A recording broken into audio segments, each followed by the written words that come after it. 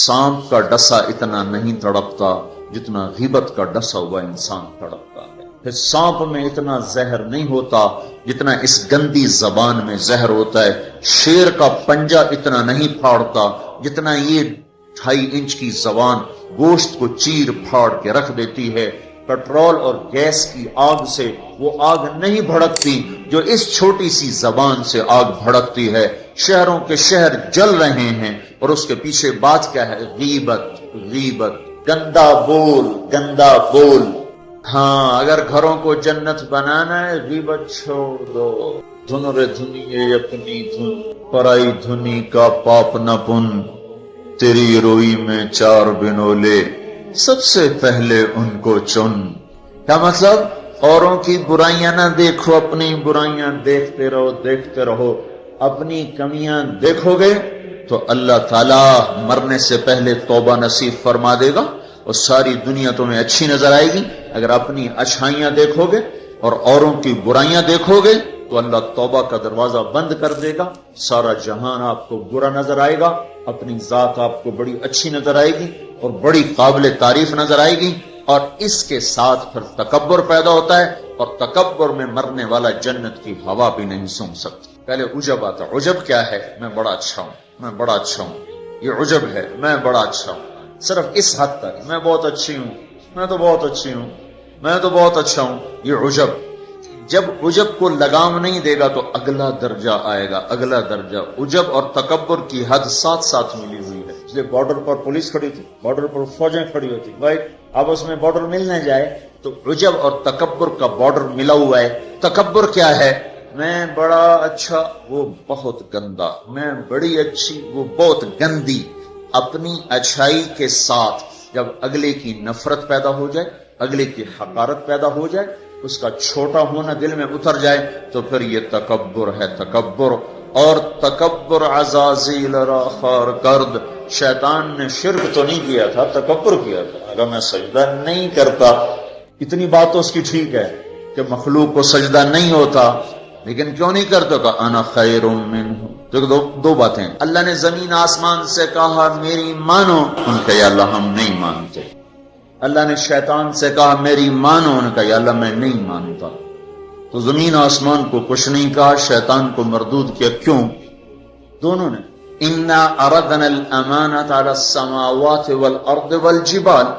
हमने आसमान, जमीन, गिलगित के पहाड़ों को कहा मेरी अमानत उठाओ। फअबैन अन यहमिलना मिनहा। और कहा नहीं अल्लाह हम नहीं उठाते, हम नहीं उठाते, हम नहीं उठाते। इनको तो कुछ नहीं कहा। अल्लाह ने कहा वइज़ क़ुलना लिल मलाइकति उसजुदू लि आदम फसजदू इल्ला इब्लीस। अल्लाह ने कहा सजदा करो, शैतान ने कहा मैं नहीं करता। मा मनअका अन तस्जुद लिमा खलक़तु बियदैया। तो तू सजदा क्यों नहीं करता? जमीन आसमान तुम बोझ नहीं उठा रहे? नहीं अल्लाह हम नहीं उठाएंगे। शैतान तू सजदा क्यों नहीं कर रहा? मैं नहीं कर रहा। फर्क क्या है? शैतान ने कहा मैं नहीं करता। क्यों नहीं करते हो? अना खैरुम मिन्हु, मैं अच्छा हूं, ये बुरा है। खलक़तनी मिन नार, मैं आग से बना, आग ऊपर जाती। देखो ना, दिया सलाई को आग लगाओ और उसको उल्टा भी करो तो आग ऊपर जाती, आग ऊपर जाती। खलक़तनी मिन नारिन व खलक़तहु मिन तीन, मैं आग से, ये मट्टी से। इस्तख़बरा, वो मुतकब्बिर हुआ, ना का दफा हो जा। अच्छा, जमीन आसमान ने कहा अब अल्लाह हम नहीं उठाते। अल्लाह कहा क्यों? वह अशफक़, या अल्लाह हमें तेरा डर, अल्लाह हमें तेरा खौफ है कि हम तेरी अमानत उठा नहीं सकेंगे। अल्लाह हमारी हिम्मत नहीं कि हम तेरी अमानत। अशफ़क़ना मिन्हा, वो डर गए कि अल्लाह हमारा बस का नहीं है। अल्लाह का जाओ माफ कर दिया। उन्होंने कहा मैं अच्छा, उनका तू मरदूद है क़यामत तक के लिए। तो मेरे भाइयों बहनों, एक बहुत बड़ी आग है जो जंगल की आग से भी ज्यादा शदीद है, और ये जबान का गलत बोल है, ये गीबत है। ये गीबत जो सबसे ज्यादा इंसानों को जहन्नुम में लेकर जाएगी, सबसे ज्यादा इंसानों को जहन्नुम में गिराएगी। ईसा अलैहिस्सलाम गुजर रहे थे, एक डाकू बैठा था पहाड़ की चोटी पर। उसकी नजर पड़ी, उसको ख्याल आया मैं क्या जिंदगी गुजार रहा हूं। उन्होंने कहा या अल्लाह मेरी तौबा मुझे माफ कर दे, आइंदा तेरे नबी का साथ दूंगा। और ये कहकर पहाड़ से नीचे उतर आया और साथ चल दिया। एक आदमी ईसा अलैहिस्सलाम के साथियों में से, उसने पीछे मुड़ के देखा तो वो डाकू تو جو نیک لوگ ہوتے ہیں نا، نیک لوگ، ان کے لاشعور میں اپنا اچھا ہونا اترا ہوتا، ہم بڑے اچھے ہیں. یہ چیز بہت بڑا سبب ہے دین سے دور لوگوں کے اور دور ہو جانے کا. جنید جمشید گلوکار ہے، گانا گانے والا، اب ماشاءاللہ توبہ کر لی ہے، مجھ سے بڑی داڑھی ہے، مجھ سے بڑی پگڑی باندھتا ہے. 6 سال ہم اس کے پیچھے پھرتے رہے. جب اللہ نے اس کو توبہ کی توفیق دے دی تو اس نے مجھ سے کہا میں صرف اس وجہ سے ان راہوں پہ چلا کہ تم نے مجھے حقیر نہیں سمجھا اور نفرت کا اظہار نہیں کیا، اور دوسرا کبھی فتویٰ نہیں سنایا کہ تو حرام کھاتا ہے. حرام ہی تو کھا رہا ہے، لیکن ہم نے کبھی منہ سے نہیں کہا تو حرام کرتا ہے، حرام کھاتا ہے.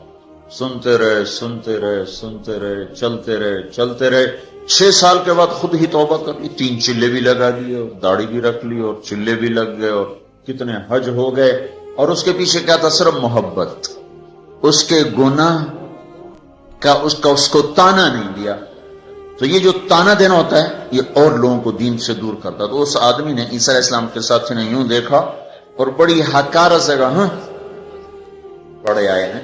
جو نیک لوگ ہوتے ہیں، نیک پاک عورت، پردے دار عورت، کوئی آ گئی ایسی بیچاری تھوڑی سی اعمال میں ڈھیلی تو اس کو بڑی ایسے نفرت کی نظر سے دیکھتی. آپ بڑی نیک حاجن بنتی، اس کو ایسی نظر سے دیکھتی. یہی حال یہ پکے نمازیوں کا ہے.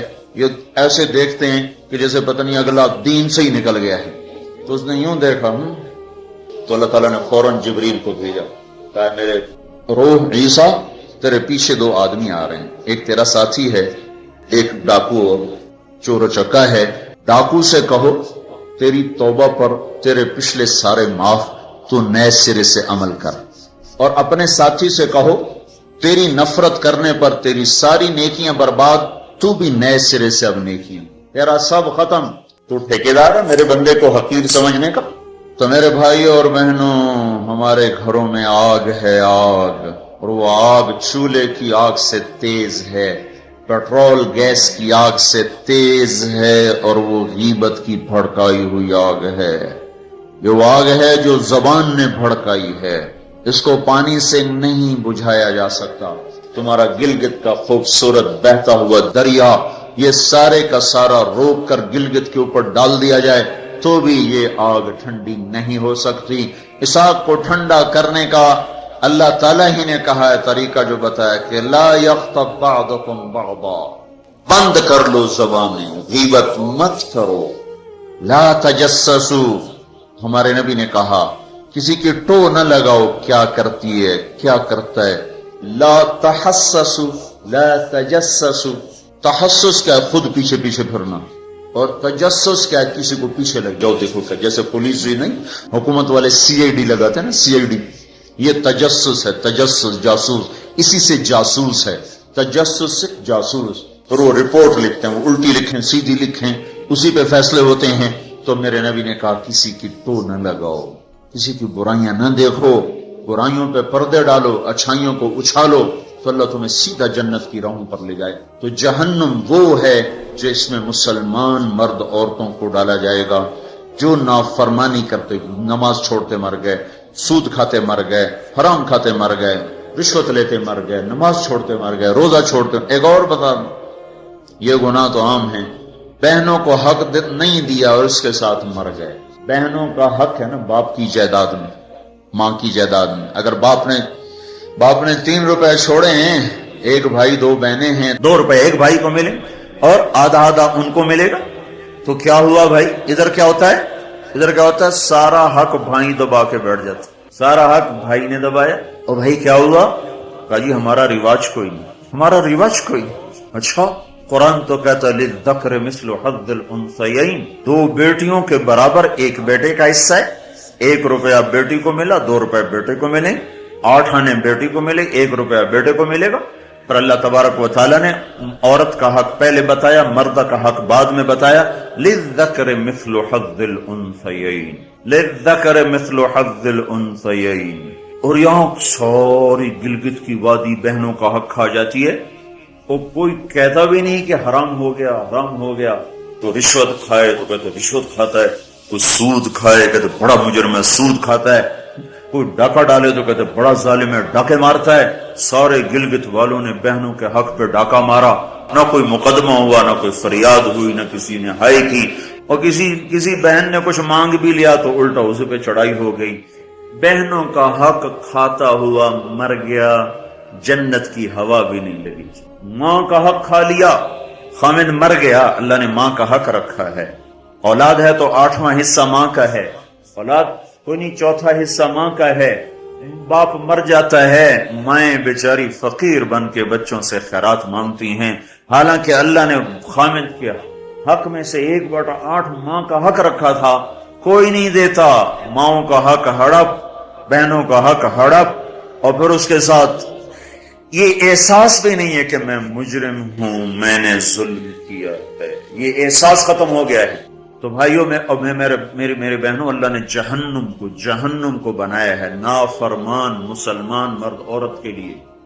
اگر توبہ نہ کی تو اس میں جانا ضرور ہے. جو ہے نا آخری آدمی ہے جو نکالا جائے، جب وہ نکالا جائے گا تو اللہ تعالیٰ کہیں گے اس کو نکالو، ایک آدمی دوزخ میں اس کو نکالو. تو وہ جبریل آ کر کہیں گے بھی اس کو نکالو. تو دوزخ کا فرشتہ مالک کہے گا کہ دوزخ نے ایک کروٹ بدلی ہے، اس میں ہر چیز کو اس نے الٹا پلٹا کے پھینک دیا ہے، مجھے سمجھ میں نہیں آ رہا وہ کہاں پڑا ہوا ہے. تو جبریل کہیں گے یا اللہ وہ مالک کو پتہ نہیں چل رہا وہ کہاں پڑا ہوا ہے. تو اللہ تعالیٰ کہیں گے جاؤ فلاں پتھر کے نیچے دبا پڑا ہے.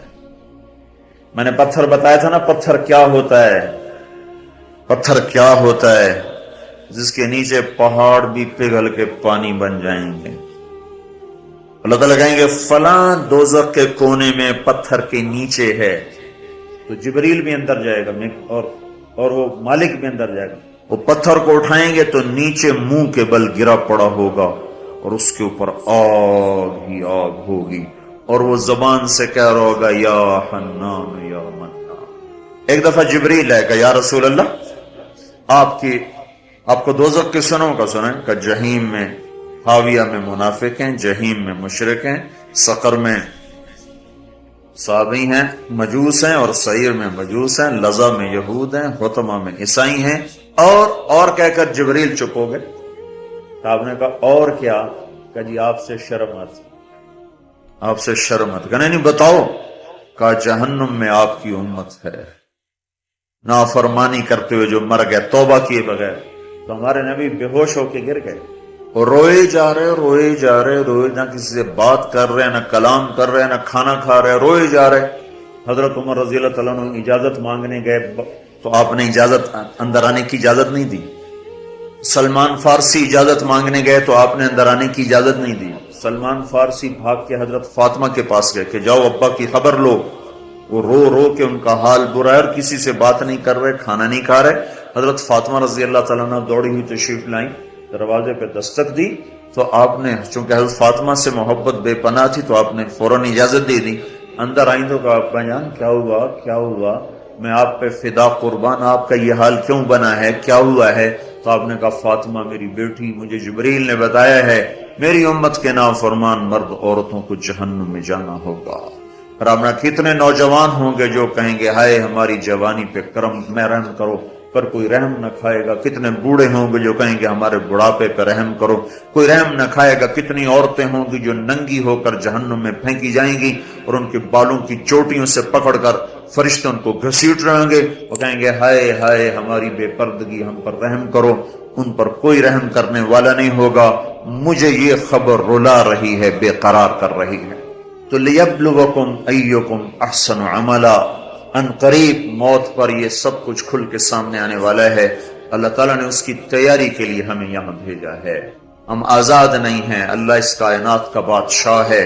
زندگی موت کا نظام بنایا اور عزت اور ذلت کا نظام بنایا، جنت اور جہنم کا نظام بنایا، عرش فرش زمین آسمان چاند تاروں کا نظام بنایا، اور دنیا اور آخرت کی ساری عزتوں تک پہنچانے کے لیے حضرت محمد صلی اللہ تعالی علیہ وسلم کو رہبر بنا کر، ہادی بنا کر، قیامت تک کے آنے والے انسانوں کے لیے رہبری کا طریقہ دے کر آپ نے مدینے مکے کی پہاڑیوں سے آپ کو چاند بنا کے، سورج بنا کے آپ کو طلوع فرمایا، اور پھر قیامت تک کے لیے سورج چمکتا رہے گا، یہ چاند چمکتا رہے گا، نہ یہ گھٹتا ہے اور نہ اس پر کوئی گہن لگتا ہے، نہ اس پر کوئی داغ آتا ہے، نہ اس میں کوئی آگ ہے. آپ ساری دنیا کے مردوں عورتوں کے لیے عزت کا راستہ لے کر آئے، بلندی کا راستہ لے کر آئے، کامیابی کا